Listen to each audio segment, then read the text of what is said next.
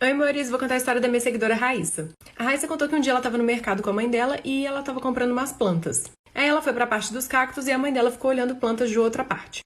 E ela pegou um cacto que estava cheio de florzinha e estava lá olhando, vendo se era esse que ela ia levar ou não. Quando uma senhora se aproximou dela e falou: "Você sabia que essas florzinhas são de mentira?" A Raíssa falou que não sabia. Ela falou: "Pois é, eles colocam essas florzinhas para enfeitar e para ficar mais bonito para as pessoas comprarem, mas essas florzinhas acabam dando fungo e o cacto morre mais rápido." A Raíssa falou que puxou uma das florzinhas e viu que realmente era de mentira, ela era colocada ali. Então a Raíssa agradeceu a dica. A senhora acabou descartando o cactus e pegando uma suculenta. E aí ela foi até a mãe dela para mostrar que ela não ia mais comprar um cacto, explicar toda a história, contou tudo para a mãe dela e a mãe dela falou: "Raíssa, você estava parada ali sozinha, não tinha ninguém do seu lado." Ou seja, essa senhora que se aproximou, só a Raíssa viu ela.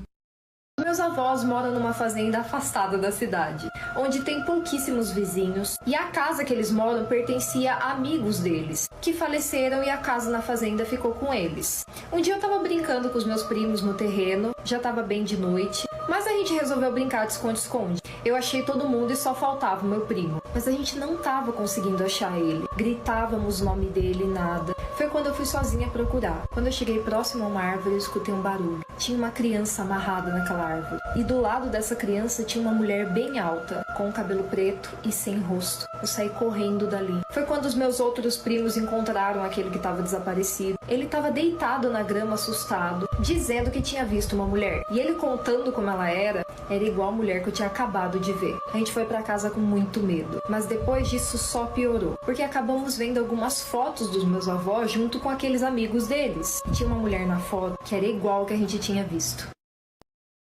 O dia em que minha Barbie voou e derreteu na minha frente.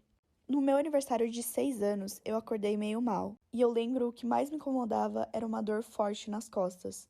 Então meus pais decidiram fazer só uma pequena festinha no fim da tarde para eu poder dormir e descansar logo.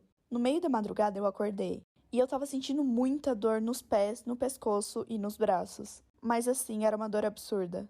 Assim que eu fui levantar para chamar a minha mãe, eu percebi que eu estava presa na minha cama. Quando eu olhei pro meu corpo para ver o que estava me prendendo, eram cobras.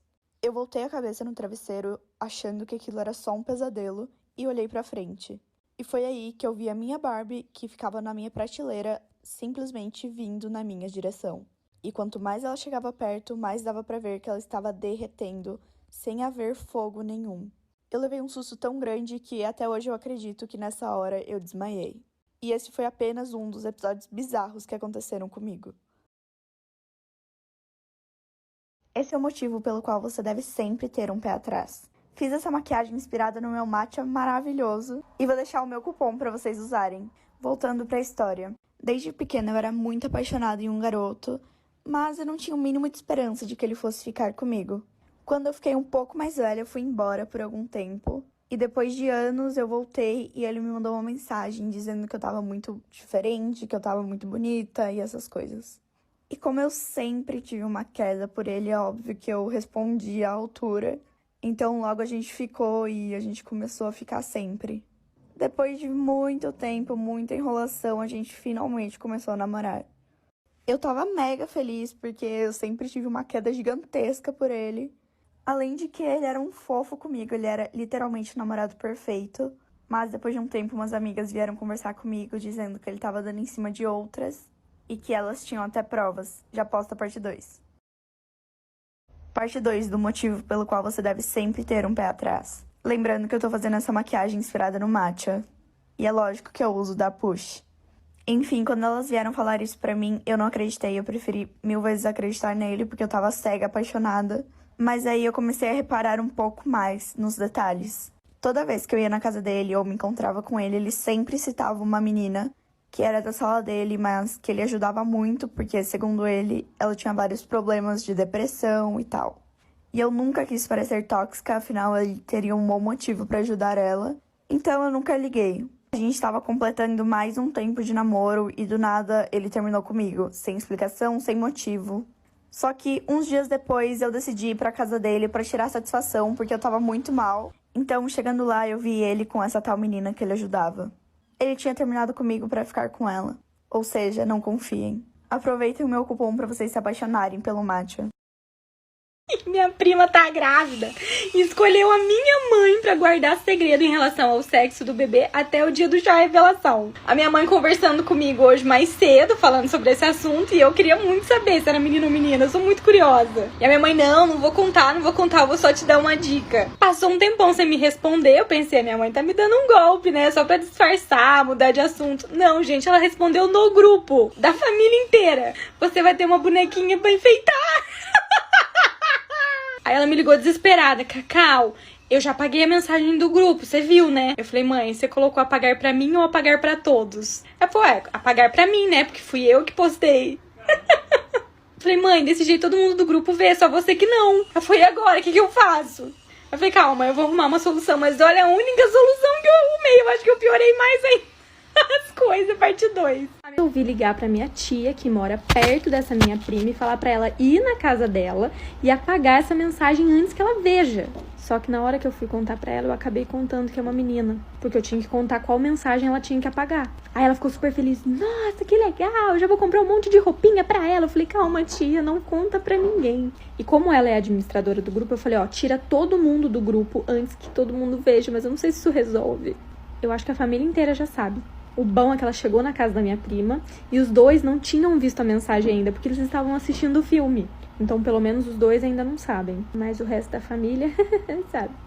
Mas tudo bem, a minha prima não ficou triste. Na verdade, ela ficou até feliz, porque assim, ela já vai ganhar vários presentes. Ai, vai ser a princesinha da família.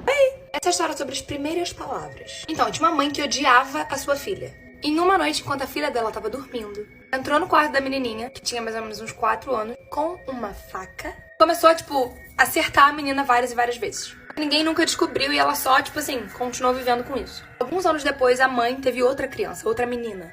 Assim que nasceu, ela já amava essa criança diferente da outra.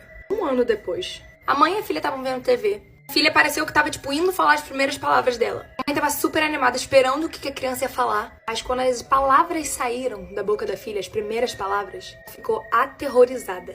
A criança disse, mãe, por que você me matou? Eu te amava. História do dia que meu namorado me sequestrou. Só pra vocês entenderem, faziam 2 anos que a gente namorava e ele sempre foi um amor de pessoa. Só que nos últimos meses ele tava muito estranho. Eu achei que era porque ele tinha sido demitido do emprego recentemente. Só que depois disso ele começou a se envolver com coisas erradas. E sinceramente eu até que gostava, porque ele me dava roupas caras, joias, etc. Mas teve um dia que a gente brigou, porque mesmo com ele me proporcionando uma vida de luxo, eu sabia que isso não era certo. E ele insistia no erro, até que eu não aguentei mais e decidi. Continuando, eu decidi que ia mudar e ter um começo em uma nova cidade. Mas como morávamos em uma cidade pequena, ele logo ficou sabendo da notícia. Um dia, quando eu fui no meu apartamento pegar algumas coisas que faltavam pra mudança, tinham 2 caras carregando as coisas pro caminhão. E eles me renderam e me colocaram dentro do caminhão junto com os móveis. Naquela hora, eu bati a cabeça e tive um apagão. Eu só acordei quando já estava em um galpão abandonado, amordaçada e com os braços presos. Logo em seguida, ele veio em minha direção e disse que minha vida iria acabar ali mesmo. Mas eu olhei no fundo dos olhos dele e disse que ainda o amava, só pra sair daquela situação. Eu tava morrendo de medo, então aquela foi a primeira atitude que eu tive sem pensar em nada. E ele, como um cachorrinho apaixonado, me pediu em casamento. E eu aceitei, por medo. Inclusive, nós estamos casados até hoje, mas eu só tô com ele porque tenho medo dele fazer algo comigo ou com a minha família. O dia em que eu fiz a diretora da minha escola ser demitida. Pra contextualizar e vocês entenderem toda a história, a diretora da minha escola era um saco. Ela era muito rígida, ela sempre implicava com todo mundo. Para vocês entenderem o nível de implicância que ela tinha, um dia ela chamou os pais de um amigo meu para ter uma reunião, conversar, enfim. E ele achou que seria sobre assuntos da escola. Ele nem se preocupou porque ele tinha boas notas, ele era um aluno bom. Mas ela chamou eles para conversar e contar que esse meu amigo estava fumando. E detalhe, era fora da escola, não tinha nada a ver com ela e nem com a escola. E aí ninguém entendeu e todo mundo estava tentando descobrir como ela sabia dessas coisas. Até que ela se implicou comigo. Já posta a parte 2. Continuação de quando eu fiz a diretora da minha escola ser demitida. E foi a vez dela se implicar comigo. Em um dia ela chamou os meus pais para ir conversar e começou a falar que eu era, digamos que louca. Contou sobre os rolês que eu ia, sobre tudo que eu fazia. E aí todo mundo ficou chocado, porque não teria como ela saber dessas coisas. Até que em um dia específico, eu fui pra escola com um chupão. Gente, eu tinha coberto de todas as formas possíveis, mas ela acabou vendo. Ela ligou pro meu pai e fez o maior auê por conta disso. Então, na hora da saída, a irmã mais velha da minha amiga levou um Babyliss. Eu fui correndo pro banheiro, me queimei bem em cima do chupão. E quando meu pai chegou, ele tava muito bravo. E eu mostrei que era uma queimadura. Falei que tinha sido com um Babyliss e ele acreditou. E foi assim que eu e os meus amigos nos juntamos para falar com o dono da escola e para falar de todas as mentiras que ela inventava sobre nós.